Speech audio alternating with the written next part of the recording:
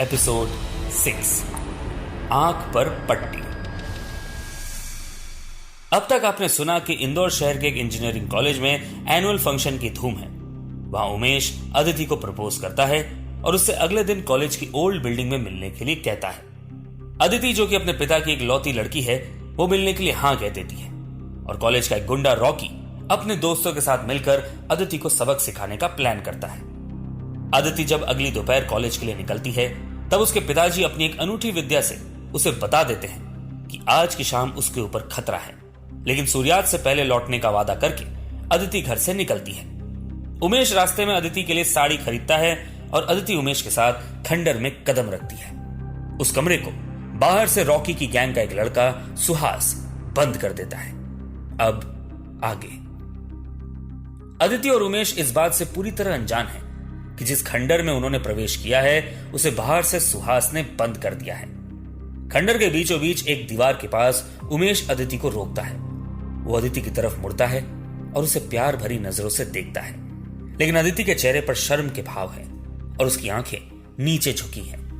उमेश उसके गाल पर हाथ रखते हुए उसे समझाता है, अरे जाने मन, अगर हमसे इतना शर्माओगी तो मोहब्बत कैसे करोगी। अदिति अभी भी कुछ नहीं कहती।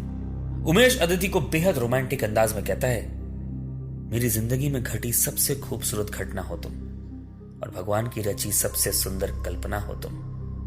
उमेश के मुंह से यह शायरी सुनकर अदिति खुश हो जाती है और तारीफ करते हुए कहती है, वाह वाह जनाब, आप तो बहुत बड़ी बात कह गए।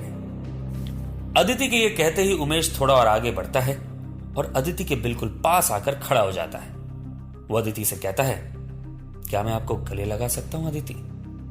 मैं तुम्हें हक करके इस पल में खो जाना चाहता हूं। उमेश के सवाल पर अदिति जुबान से तो कुछ नहीं कहती, लेकिन धीरे से एक कदम आगे बढ़कर उमेश के कंधे पर टिक जाती है। उमेश भी अपना हाथ फैलाकर उसे बाहों में भर लेता है। उमेश की बाहों में अदिति बहुत अच्छा महसूस करती है, क्योंकि यह उसकी जिंदगी में पहली बार हुआ था कि उसने कभी किसी लड़के को अपने इतने पास आने दिया। लेकिन तभी उसे वहां कुछ गिरने की अजीब आवाज आती है और वो एकदम चौंक कर उमेश से दूर हो जाती है। वो घबराते हुए उमेश से सवाल करती है, उमेश, तुम्हें कुछ अजीब सी आवाज नहीं आई? ऐसा लगा जैसे यहां कोई और भी है। उमेश उसके गालों को पकड़ते हुए उसे शांत करते हुए कहता है, नहीं अदिति, यहां कोई नहीं है, ये तुम्हारा वहम है। लेकिन घबराई हुई अदिति इधर उधर देखने लगती है। उसके चेहरे पर डर साफ नजर आ रहा है और वो उमेश से कहती है, उमेश, मुझे सच में बहुत डर लग रहा है, हम चले यहां से प्लीज। लेकिन उमेश अदिति को समझाते हुए कहता है, नहीं अदिति, एक्चुअली ये खंडर है और कपल्स मौका देखते हैं आने का, तो कोई कपल आया होगा बाहर, तुम क्यों चिंता कर रही हो। अदिति के चेहरे पर एक पल के लिए शांति के भाव आते हैं, लेकिन उसके मन के भीतर अभी भी चिंता थी। जहां एक और उमेश और अदिति खंडर के कमरे में एक दूसरे के साथ प्यार की बातें कर रहे थे, वहीं दूसरी ओर रॉकी कैंटीन में बैठा था अपनी गैंग के साथ। तभी उसका फोन बजता है और वो फोन उठाता है तो सामने से सुहास की आवाज आती है, रॉकी भाई, मैंने खंडर का दरवाजा बाहर से बंद कर दिया है, अदिति और उमेश अंदर है, आप जल्दी आओ, आज इस अदिति को सबक सिखा कर रहेंगे। सुहास के ये कहते ही रॉकी के चेहरे पर एक स्माइल आ जाती है और वो अपनी गैंग को इशारा करता है, ये चलो रे, बहुत हो गया खाना, अब किसी की बैंड बजानी है, चलो खंडर की तरफ। रॉकी की आवाज देते ही पूरी गैंग खंडर की तरफ निकल जाती है और आने वाले खतरे से अनजान अदिति और उमेश एक दूसरे की बाहों में है। उमेश अदिति के होठों की तरफ अपने होठ बढ़ाता है और उसे किस करने लगता है। अदिति भी एक पल के लिए उमेश की बाहों में सब कुछ भूल जाती है। अदिति के चेहरे पर खुशी के भाव होते हैं और वो उमेश को रोकने ही वाली होती है कि तभी उमेश अदिति की आंख पर रोमांटिक अंदाज में एक पट्टी बांधने लगता है। अदिति को अब कुछ दिखाई नहीं दे रहा है। वो उमेश से तुरंत पूछती है, उमेश, ये क्या कर रहे हो? उमेश अदिति से कहता है, मैं जानता हूं अदिति, तुम एक बेहद ही शर्मीली लड़की हो और अब मैं तुम्हें और करीब से जानना चाहता हूं। तुम्हारी आंखें खुली रहेंगी तो तुम शर्मा शर्मा कर ही मर जाओगी, इसलिए ये पट्टी बांध रहा हूं। उमेश क्या करने वाला है अदिति इससे पूरी तरह अनजान है, लेकिन वो इस खूबसूरत पल को जाया नहीं करना चाहती, इसलिए एक पल के लिए खामोश रहती है। तभी खंडर के उस कमरे का दरवाजा अचानक खुलता है और आवाज को सुनकर अदिति और उमेश दोनों घबरा जाते हैं।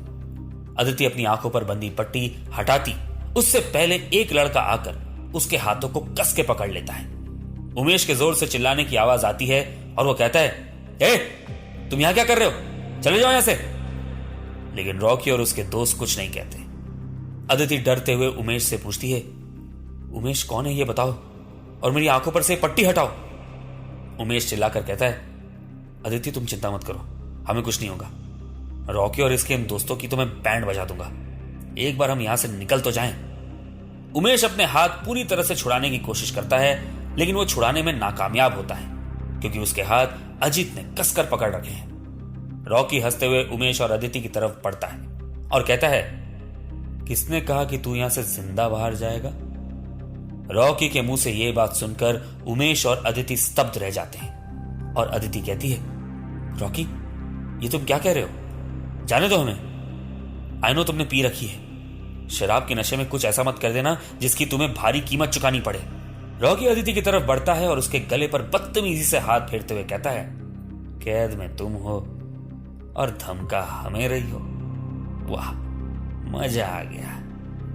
अदिति चिल्लाकर कहती है, देखो उमेश, हमें अब हाथ मत लगाना, साफ कह रहे हैं, वरना यहां से निकलने के बाद तुम्हारी जो हालत होगी उसकी तुम कल्पना नहीं कर सकते। अदिति के ये कहते ही रॉकी कहता है, हमारी हालत? अरे भाई हमें क्या होगा, जो भी होना है आज की रात तुम दोनों के साथ होगा। और ये कहते हुए रॉकी अदिति की कमर पर हाथ रख देता है। अदिति खुद को छुड़ाने की कोशिश करते हुए जोर से चिल्लाती है, रॉकी मेरी कमर पर से हाथ हटा। अदिति के ये शब्द सुनकर उमेश गुस्से से भर आता है और रॉकी की तरफ बढ़ता है। वो अजीत के हाथों से खुद को आजाद कर सीधे रॉकी की गर्दन पर हाथ डाल देता है। वो पूरी शक्ति लगाकर रॉकी की गर्दन दबाने लगता है। रॉकी सांस लेने के लिए भी संघर्ष करता है और ऐसा लगता है जैसे रॉकी की जान चली जाएगी। तभी सुहास अदिति को छोड़कर पास पड़ा एक लोहे का रॉड उठाता है और उमेश की तरफ बढ़ता है। उमेश जो कि इस बात से अनजान है, वो रॉकी को मारने के लिए पूरी ताकत लगा देता है। ऐसा लगता है जैसे रॉकी अब मर ही जाएगा क्योंकि उसकी अब आंखें पूरी तरह से लाल हो चुकी हैं। लाख कोशिशों के बाद भी वो खुद को उमेश की पकड़ से छुड़ा नहीं पाता। लेकिन तभी सुहास जोर से रॉड घुमाकर सीधे उमेश के सर पर मारता है और उमेश एक पल में जमीन पर जाकर गिरता है। अचानक आई इस रॉड की आवाज को सुनकर और अचानक खंडर में छाई शांति को महसूस कर अदिति घबरा जाती है। वो तुरंत अपनी आंखों पर से पट्टी हटाती है और देखती है कि उमेश उसकी आंखों के सामने जमीन पर पड़ा है। वो जोर से चिल्लाती है, उमेश! क्या होगा अब अदिति का? क्या वो खुद को बचा पाएगी रॉकी के कहर से? आखिर ऐसा क्या इतिहास है अदिति और रॉकी का जो रॉकी अदिति को तबाह करना चाहता है? क्या अदिति के पिता का डर एक गंभीर घटना में बदल जाएगा? कौन था वो इंसान जो अपनी पत्नी को मारकर इन शक्तियों को पाना चाहता है? आखिर क्या सच में कोई अमर हो सकता है? क्या कनेक्शन है अदिति का अमर होने वाली कहानी के साथ? और क्या है उस जादुई किताब का रहस्य? यह जानने के लिए सुनते रहिए एक बूंद खून।